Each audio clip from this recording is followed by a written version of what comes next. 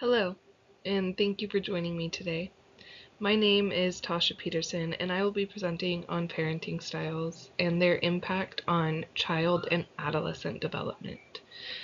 This is a topic that sits at the very heart of developmental psychology, because the way that we are raised shapes who we become.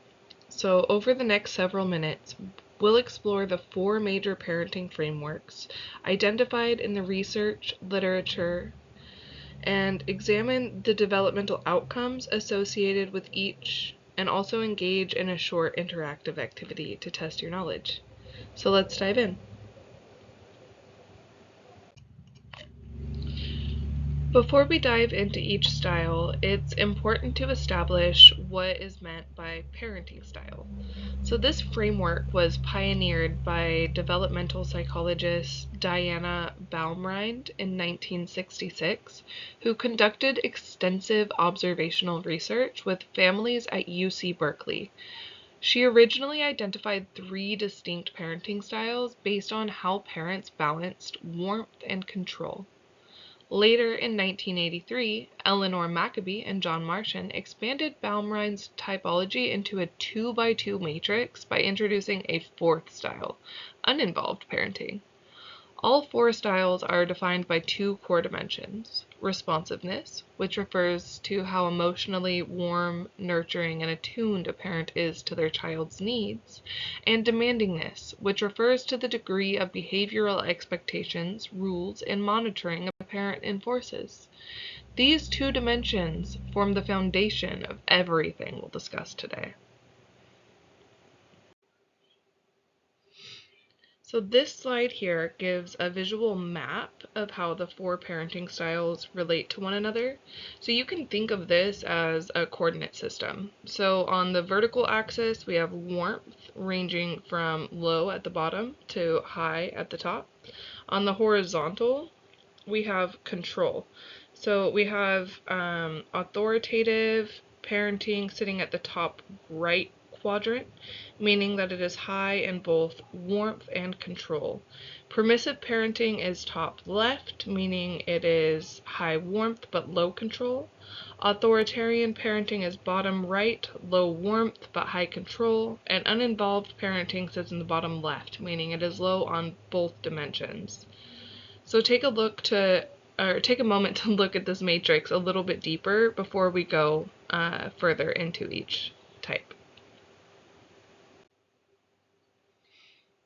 Here is authoritative parenting. This is widely considered the gold standard of parenting styles in Western developmental research. Authoritative parents are both warm and firm. They set clear expectations and enforce consistent rules. But they also explain the reasoning behind those rules and remain emotionally responsive to their children. The key here is balance, structure without rigidity, and warmth without permissiveness. The research on outcomes is striking. Children raised by authoritative parents consistently demonstrate higher academic achievement, stronger emotional regulation, greater self-esteem, and more robust social skills. They also show lower rates of anxiety, depression, and behavioral problems. Boumrind herself noted in her 1991 follow-up study that these advantages persisted into adolescence and early adulthood.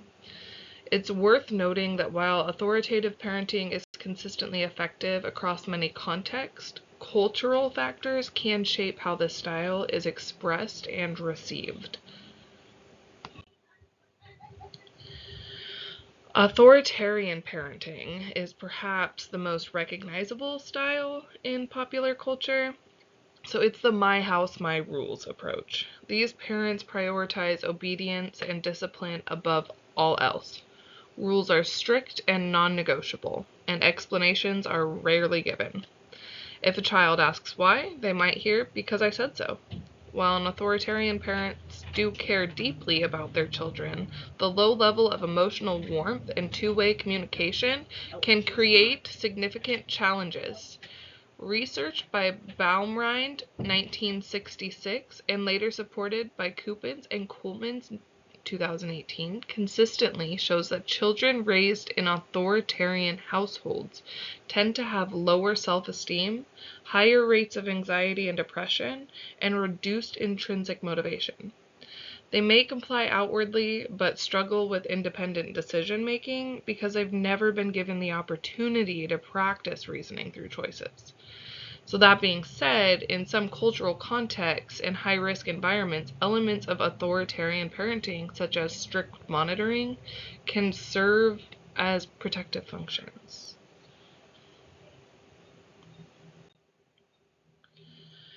On to permissive parents. They are often described as the cool parent or the friend parent. They are highly responsive and loving. They prioritize their child's happiness and emotional experience above almost everything else. What they struggle with is setting and maintaining consistent boundaries. Rules, if they exist, are rarely enforced.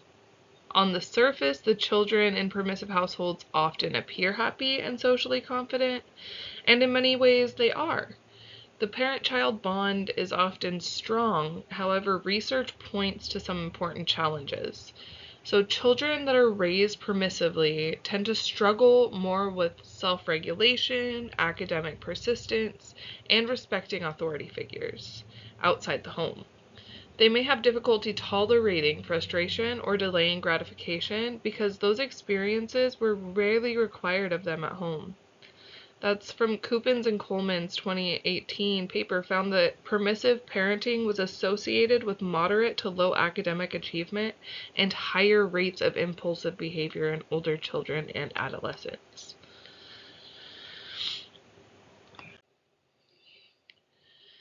Uninvolved parenting is also sometimes called neglectful parenting, and it is characterized by low warmth and low control. These parents are largely disengaged from their children's lives.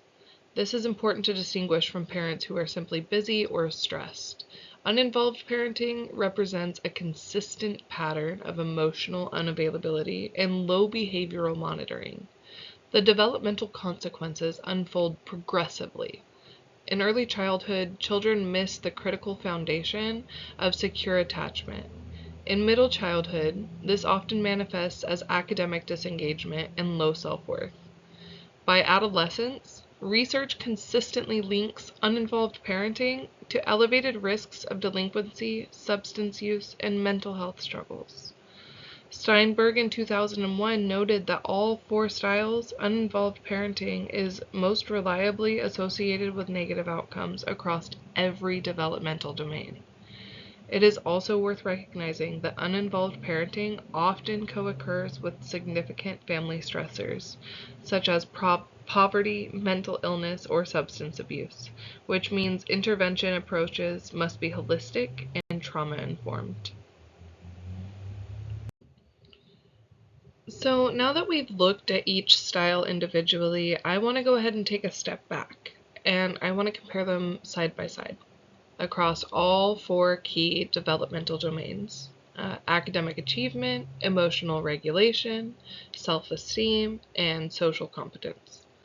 So across the board, it seems like authoritative parenting produces the highest ratings in every domain. Authoritarian parenting can produce moderate academic outcomes because structure and expectations do support learning, but its low warmth tends to suppress emotional regulation, self-esteem, and social competence. Permissive parenting, it tends to produce children who are socially confident, but struggle in areas requiring self-discipline. And then uninvolved parenting consistently gets the lowest outcomes. It produces the lowest outcomes across all four domains. A 2023 a review conducted in 2023 by Ghosh and Frontiers in Psychology synthesized decades of research, and in that the vast majority of peer-reviewed studies align with this pattern. As future professionals working with children and families, understanding these patterns equips us to identify where a family may need support, what kind of what kind of intervention might be most helpful.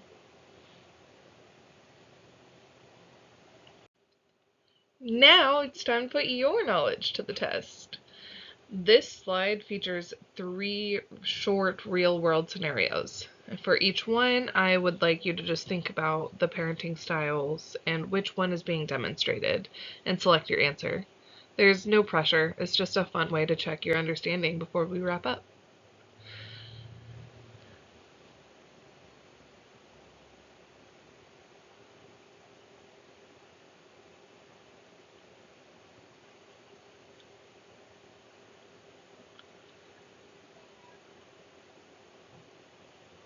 Alright, I want to go ahead and walk through them with you. So in the first scenario, we have Maya's parent who refuses to explain the bedtime rule. And that is authoritarian, high control, low warmth. In the second, Jordan's mom lets him do whatever he wants to keep him happy. That's classic permissive parenting.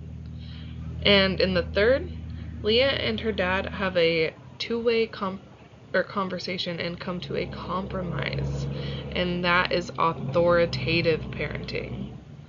Great work, everyone. All right, so as we close, let's revisit the 5 most important ideas from today's presentation. So first, we have Boumrind, who gave us the original 3-style framework, and Maccabee and Martian, who added the 4th. Second, every parenting style can be understood through 2 dimensions, warmth and control. Authoritative parenting consistently produces the best outcomes, but context always matters. Fourth is that cultural and socioeconomic factors can moderate how any given parenting style affects a child's development, which means we should avoid applying these frameworks rigidly without considering the full picture. And fifth, as students of child and adolescent development, understanding parenting styles gives us a powerful lens for assessment, intervention, and family support in professional settings. Thank you so much for your time and attention today. I'm happy to take any questions.